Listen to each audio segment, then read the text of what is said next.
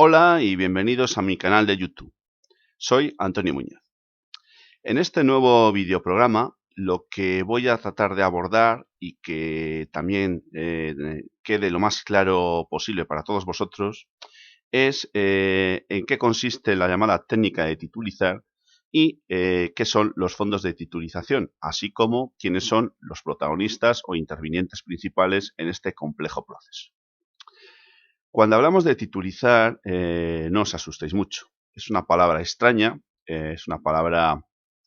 desconocida para el gran público y es una palabra, incluso yo diría que hasta antipática, suena antipática. Y puedo aseguraros que hay abogados en ejercicio que hasta hace muy poquito tiempo, cuando se les ha puesto encima de la mesa el fenómeno de las titulizaciones, hasta ese momento no tenían ni idea de lo que era titulizar, os lo aseguro. Así que no os llevéis las manos a la cabeza ni os asustéis cuando oigáis hablar de esto, porque evidentemente es un tema que está en boga por una serie de razones que vamos a ir viendo a lo largo de este serial y que desde luego, digamos, entre comillas y lamentablemente se ha puesto de moda. ¿Qué es titulizar? Titulizar es aquella técnica financiera a través de la cual ciertos activos, como puede ser, por ejemplo, el caso que nos ocupa, como es el caso de los préstamos con garantía hipotecaria, son transformados en otro tipo de producto financiero, como es el caso de los títulos valores, y una vez transformados en títulos valores, lo que se hace es venderlos en un mercado organizado para tal fin. Es decir, la palabra clave sería, por tanto, transformar unos activos, como son los préstamos, en este caso, podría ser cualquier otro tipo de activo, en títulos valores, que en este caso van a llamarse bonos o participaciones hipotecarias. Estos fondos de titulización, por consiguiente,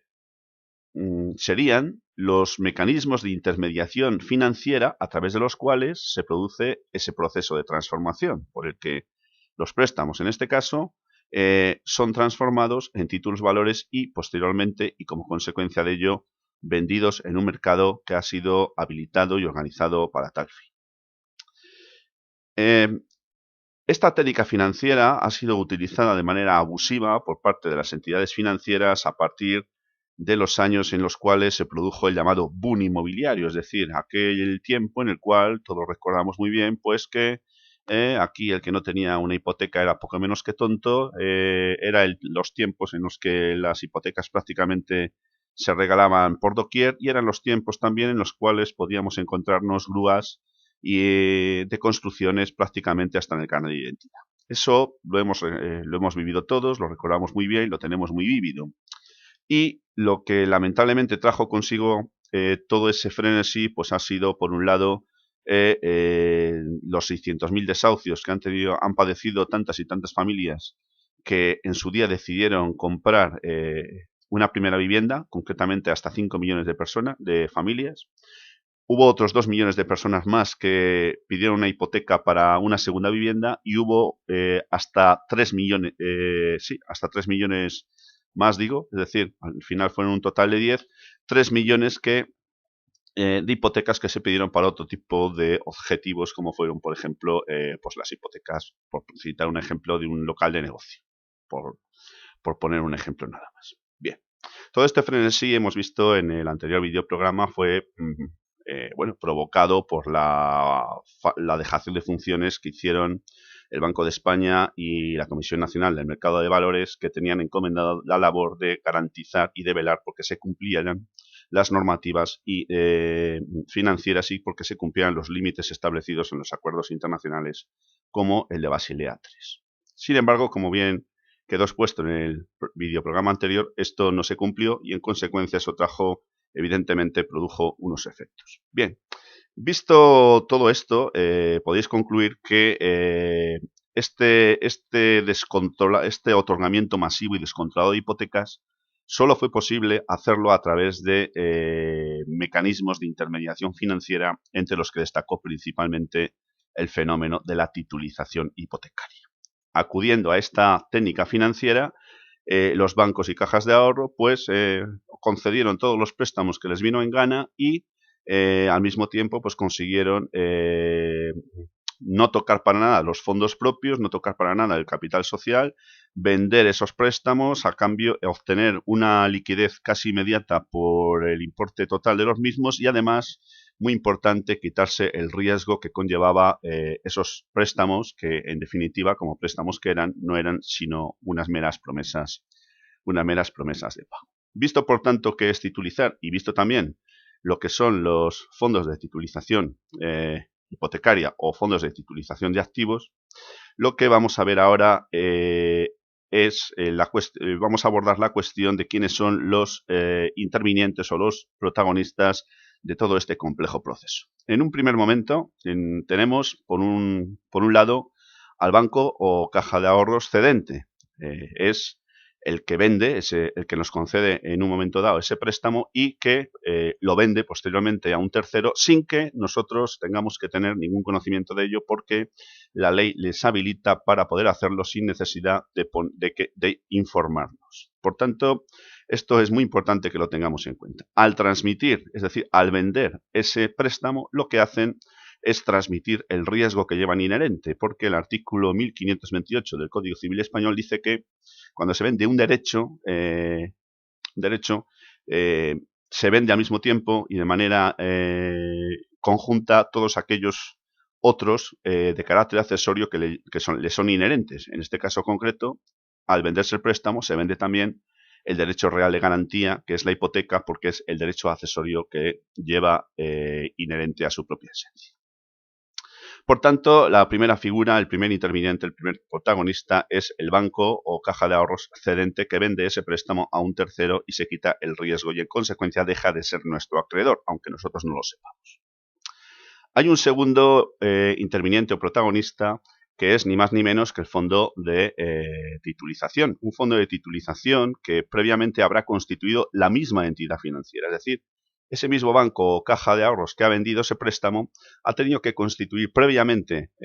ese fondo de titulización porque solamente a través de él va a poder transformar ese activo anterior que es el préstamo y transformarlo, como decía inicialmente, en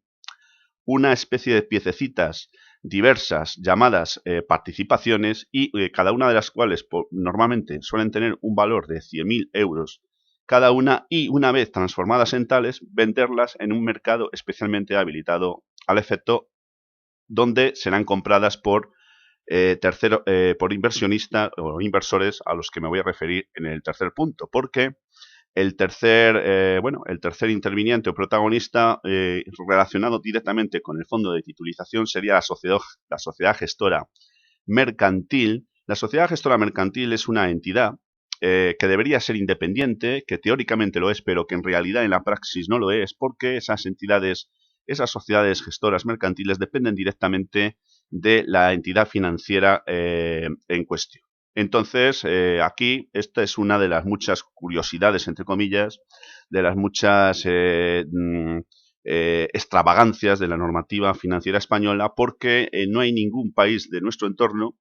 en el que las sociedades gestoras mercantiles pues no sean netamente independientes. Pues bien, en este país, como España es diferente, dicen algunos, pues las sociedades gestoras mercantiles no son independientes y en consecuencia os podéis imaginar cómo y de qué manera van a actuar en el desempeño de su misión de gestionar y representar al fondo de titulización porque carece de personalidad jurídica y también de qué forma y de qué manera va a gestionar y representar los intereses de los inversores bonistas. En cuarto lugar, tenemos un cuarto interviniente que lógicamente sería el que compra, es decir, el inversor. Los inversores llamados bonistas, porque compran participaciones hipotecarias o bonos por un valor normalmente de 100.000 euros cada uno o cada una,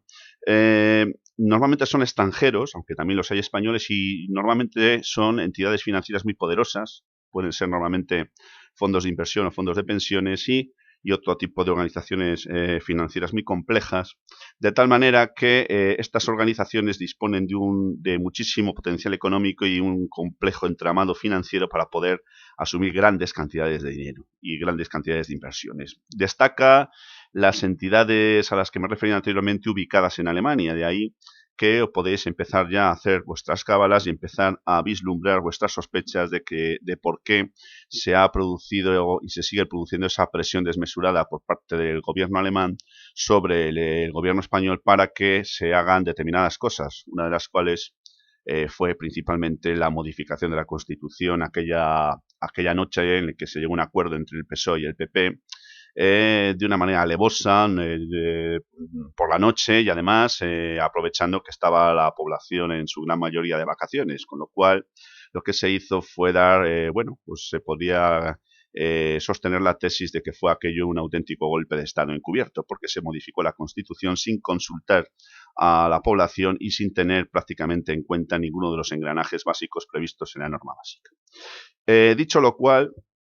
visto por consiguiente las sociedades gestoras mercantiles quiénes son y cómo actúan y dejando claro que hay únicamente 7 habilitadas al efecto en el ordenamiento jurídico español, pasamos a ver al quinto y último interviniente o protagonista en este proceso complejo de la titulización, y este no es ni más ni menos que el convidado de piedra, es decir, el pagano de turno, que no es ni más ni menos que el deudor hipotecario, es decir, el deudor, es decir, aquel que se ha comprometido a entregar o a pagar las cuotas correspondientes del préstamo que se le ha otorgado por el banco o caja de ahorros en un momento dado. Bien, lógicamente sigue pagando al banco o caja de ahorros porque es con el que se comprometió. Ojito, legalmente el banco o caja de ahorros sigue siendo el administrador, sigue siendo legalmente el gestor encargado de recoger el dinero, las cuotas que le abona el deudor hipotecario, pero en ningún caso es ya el acreedor y en consecuencia tampoco puede ser el titular del derecho real de garantía que constituye la hipoteca. Sin embargo, veremos posteriormente en sucesivos videoprogramas, se persona en el procedimiento de ejecución como si lo fuera, con las consecuencias que de ello pudieran derivar. Para concluir, decir únicamente que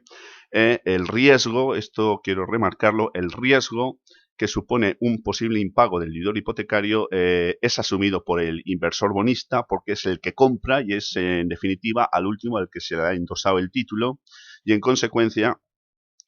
siendo el acreedor también asume el riesgo de un posible impago. Sin embargo, esto que teóricamente es así, que legalmente es así en la praxis, pues bueno, pues resulta que los bancos y cajas de ahorro, con la aquiescencia del sistema en su conjunto, como vamos a ir viendo a lo largo de este serial, pues lo que han hecho ha sido